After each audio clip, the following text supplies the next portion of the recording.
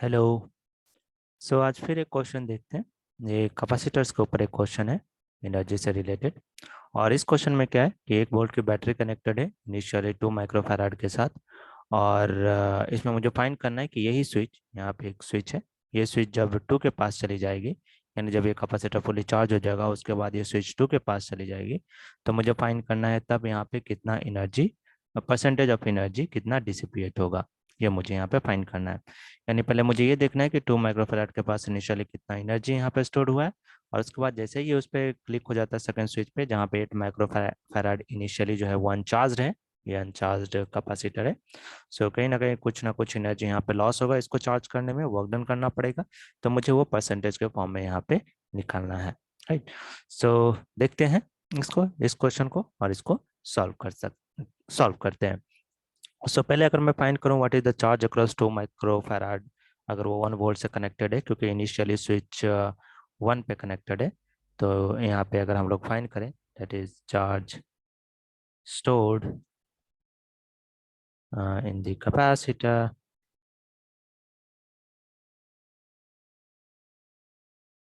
before when switch is at 1, yeah, when connected to voltage,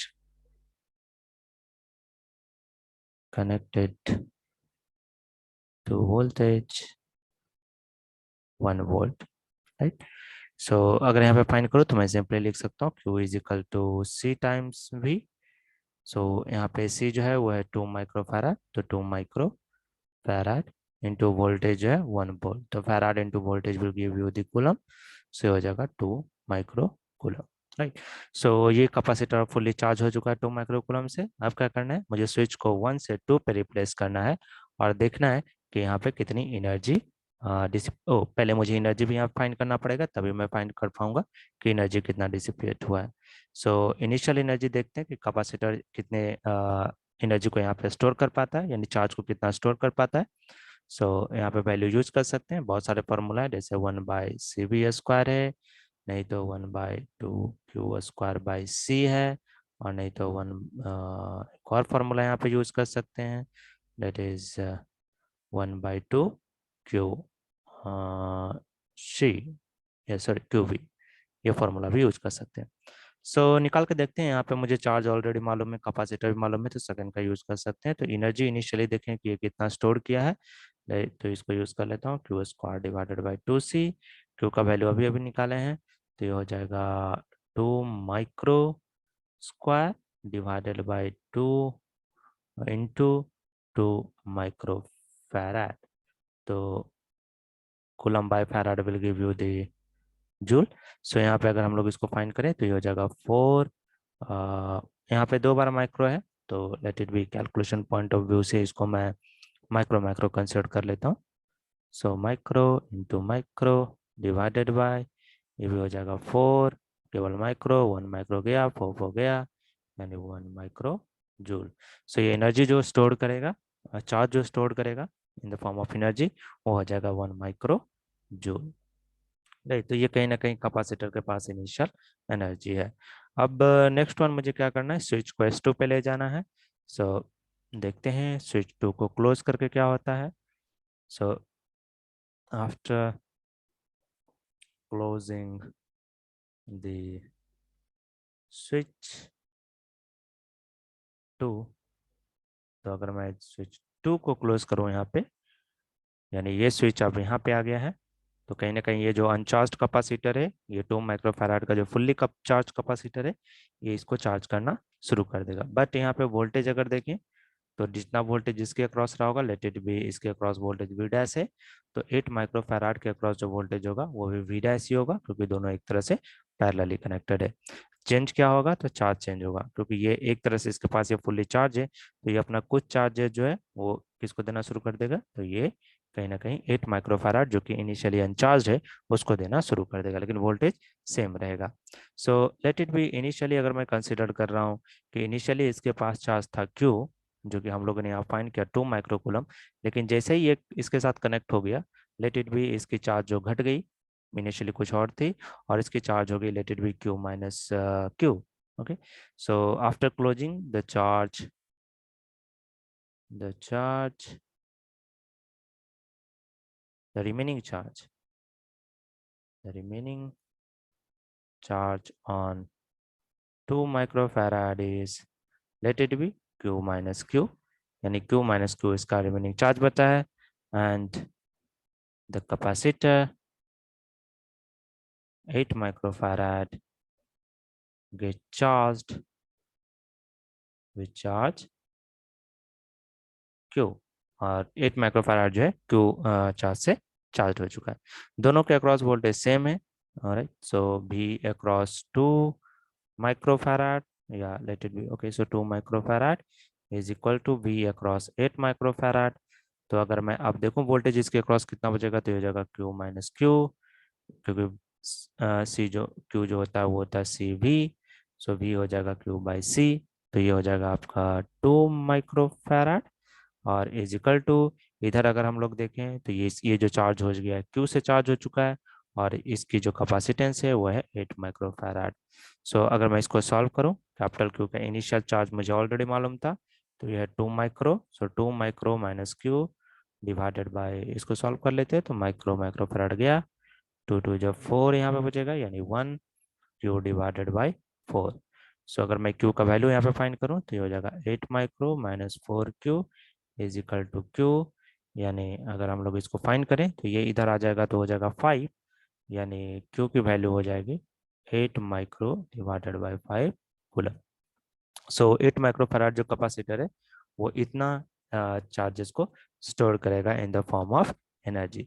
so total charge अगर अब मैं देखूं, जब ये दो कैपेसिटर एक साथ कनेक्टेड है, तो टोटल चार्ज अगर मैं फाइंड करूं कि टोटल एनर्जी मैं फाइंड करूं कि इसने टोटल एनर्जी कितना स्टोर किया है दोनों कैपेसिटर ने मिलके, तो टोटल एनर्जी हम लोग यहाँ पे फाइंड कर सकते हैं। So therefore the stored energy stored in capacitor 1 and 2, in capacitor 1 and 2 is, तो ये यहाँ पे that is capacitor C1 and C2 इसको लिख सकते हैं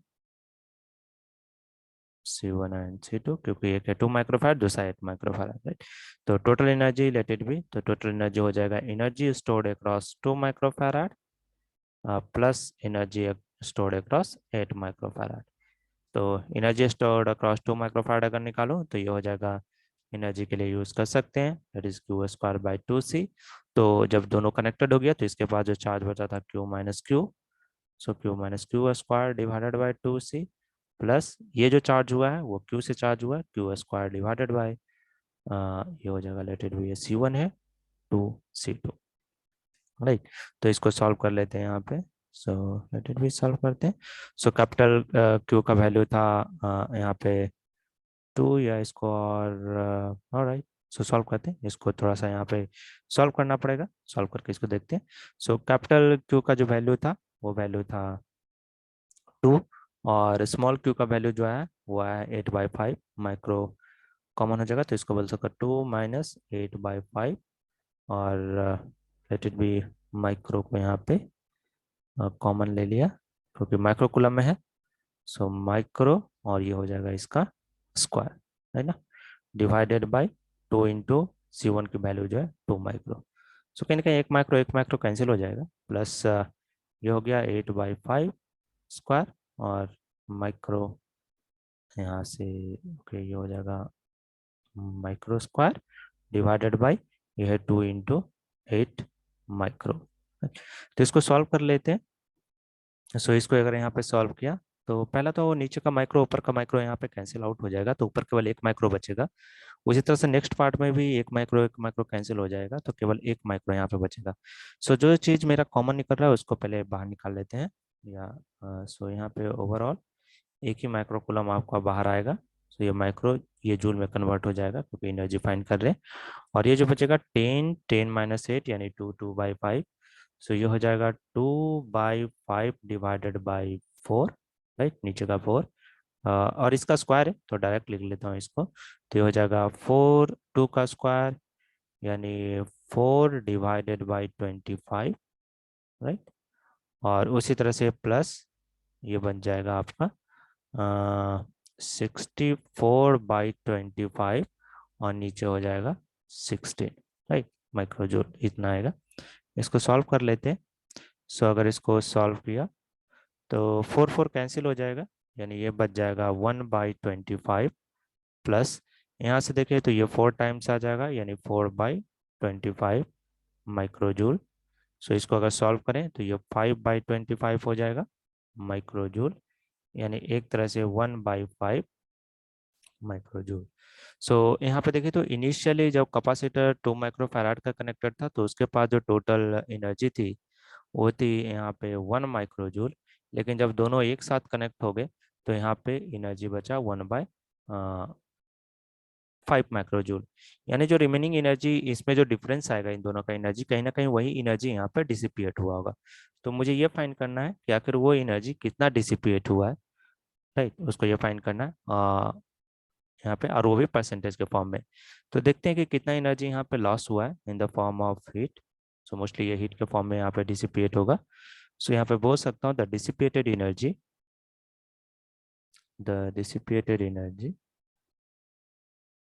या सिंपल वो पहले डिसिपिएटेड एनर्जी निकाल लेते हैं। द डिसिपिएटेड एनर्जी इज, तो ये हो जाएगा 1 - 1/5 माइक्रोजूल, और ये बचेगा आपका 4/5 माइक्रोजूल। अब मुझे इसका परसेंटेज निकालना है, इसी को परसेंटेज में देखना है कि आखिर ये कितना परसेंट है। तो इन परसेंटेज इसको इस तरह भी लिख सकता हूँ कि जो भी मेरा एनर्जी था इनिशियल माइनस जो एनर्जी, यानी 4/5, सॉरी, जो मुझे यहाँ पे डिसिपेटेड एनर्जी मिला। सो ये 4/5 डिवाइडेड बाय जो मेरा इनिशियल एनर्जी था, यानी 1 माइक्रोजूल इंटू 100%। तो इसको अगर सॉल्व करें तो ये गया, तो ये आ जाएगा 4/5 इंटू 100%, तो ये हो जाएगा 20, यानी कहीं ना कहीं 80% एनर्जी जो है वो क्या हो चुका है, डिसिपिएट हो चुका है। तो ये क्वेश्चन था, थोड़ा सा लेंदी जाता है क्योंकि कैलकुलेशन थोड़ा इसमें होता है, बट ओवरऑल अच्छा क्वेश्चन था ये। ओके, सो आज के लिए इतना ही रखते हैं। Bye, thank you.